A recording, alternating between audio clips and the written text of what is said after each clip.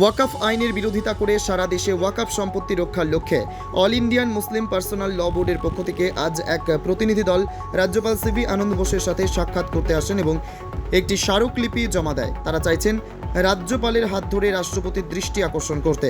একই সাথে আগামী 13 তারিখ তারা রাজ্যব্যাপী মানববন্ধনের মাধ্যমে এই প্রতিবাদ আরও জোরালো করে তুলবেন বলে মনে করছেন। আমরা আজকে অল ইন্ডিয়া মুসলিম পার্সোনাল ল বোর্ডের তাহফুজে আওকাফ কমিটি ওয়েস্ট বেঙ্গল থেকে এসেছি। আমরা জানি যে রিসেন্টলি আমাদের ভারতবর্ষের সরকার পার্লামেন্টে একটা ওয়াকফ আইন পাশ করেছেন, যে আইন আমাদের ভারতবর্ষের মুসলমানদের, শুধু তাই নয়, ভারতবর্ষের সংবিধান আমাদেরকে যে সমান অধিকার, নিজেদের ধর্মীয় যে ইনস্টিটিউশনস আছে সেগুলোকে নিজেদের মতো করে পরিচালনা করার যে অধিকার, যেগুলো আমাদের ভারতবর্ষের আইন সংবিধান আমাদেরকে দিয়েছে, এই নতুন ওয়াকফ বিল বা নতুন ওয়াকফ আইন সেটার বিরুদ্ধে যাচ্ছে। সেই দিকে লক্ষ্য করে আজকে আমরা এখানে মূলত মহামানব রাষ্ট্রপতির কাছে একটা ডেপুটেশন, আমরা একটা মেমোরেন্ডাম প্রতিটি জেলা থেকে আমরা দিচ্ছি। প্রত্যেকটা জেলার ডিস্ট্রিক্ট ম্যাজিস্ট্রেটের কাছে আমরা মেমোরেন্ডাম জমা দিয়েছি এবং আমরা কলকাতার পক্ষ থেকে রাজ্যপালের কাছে একটা মেমোরেন্ডাম জমা দিয়েছি। আজকে আমাদের এখানে যে আশা, এখানে আমরা এসেছি, আমি পশ্চিমবঙ্গের তাহফুজ আওকাফ কমিটির কো কনভেনার মোহাম্মদ উজাইর সিদ্দিকী, আমার সাথে আছেন বোর্ডের সদস্য আলহাজ মাহমুদ আলম, আমাদের সাথে আছেন জামাত ইসলামী হিন্দের সম্পাদক সাদাব মাসুম সাহেব, ফুরফা শরীফের পীরজাদা সৌবান সিদ্দিকী সাহেব, উমার ওয়াইস সাহেব, এসআর ফাউন্ডেশনের নওশাদ আলী সাহেব প্রমুখ এখানে উপস্থিত আছেন। আমরা দেখেছি যে আমাদের এই যে স্মারকলিপি আজকে জমা পড়বে, যে স্মারকলিপিতে সম্প্রতি ওয়াকফ অ্যাক্ট 1995 আনা সংশোধনীর বিরুদ্ধে তীব্র আপত্তি জানানো হয়েছে এবং সংশোধনীকে সংবিধান বিরোধী, বৈষম্যমূলক এবং মুসলমানদের ধর্মীয় অধিকারের উপর আঘাত হিসেবে বর্ণনা করা হয়েছে। উত্থাপিত প্রধান আপত্তিসমূহ হলো সংশোধনীগুলোর সংবিধানের 14, 25, 26 ও 29 অনুচ্ছেদের পরিপন্থী, অন্য ধর্মীয় সম্প্রদায়ের সম্পত্তির জন্য যে আইনগত সুরক্ষা রয়েছে তা ওয়াকফ সম্পত্তির ক্ষেত্রে বাতিল করা হয়েছে। কেউ যদি অন্তত 5 বছর যাবৎ প্র্যাকটিসিং মুসলিম না হন তবে তিনি ওয়াকফ করতে পারবেন না, এমন কথা উল্লেখ আছে।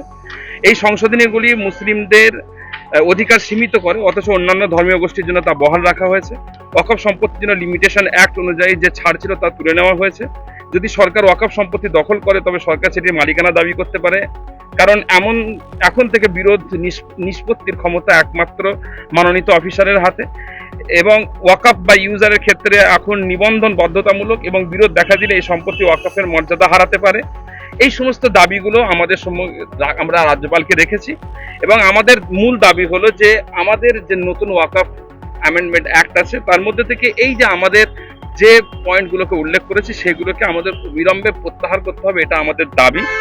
এবং একইভাবে আমরা এখানে উল্লেখ করে দিতে চাই যে আগামী 13ই জুন 2025 সালে আমরা পুরো রাজ্যব্যাপী একটা মানব শৃঙ্খল বা হিউম্যান চেন কর্মসূচি আমরা গ্রহণ করছি এবং আজকে এখানে প্রেসের মাধ্যমে আমি পশ্চিমবঙ্গের সমস্ত জাতি ধর্মের নির্বিশেষে প্রত্যেক মানুষকে আমরা অনুরোধ করব যে আগামী 13ই জুন 2025 সালে আমাদের সকলের সাথে তারাও যেন এই মানববন্ধন বা হিউম্যান চেনে তারা যেন অংশগ্রহণ করেন।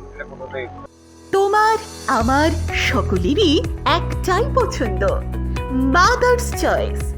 ঘরে সুগন্ধি ভাত, প্রতিদিনের রান্নায় নিখুঁত স্বাদ, চাই উন্নত মানের চাল। তাহলে আর দেরি কেন? আজই যোগাযোগ করুন ধনরাজ অ্যাগ্রো ইন্ডাস্ট্রিজ প্রাইভেট লিমিটেডে। আমরা আনি আপনার টেবিলে খাঁটি ও মানসম্মত চাল মাদার্স চয়েস নামে। একবার ব্যবহার করুন, আর ফিরে তাকাতে হবে না। বিশ্বাসী গোড়া, গুণগত মানে সেরা। মাদার্স চয়েস, মা যেমন চান চাল তেমনই। যোগাযোগের জন্য এখনই কল করুন 8509752023 এই নম্বরে। মাদার্স চয়েস শুধুই সেরা নয়, সবার প্রথম পছন্দ।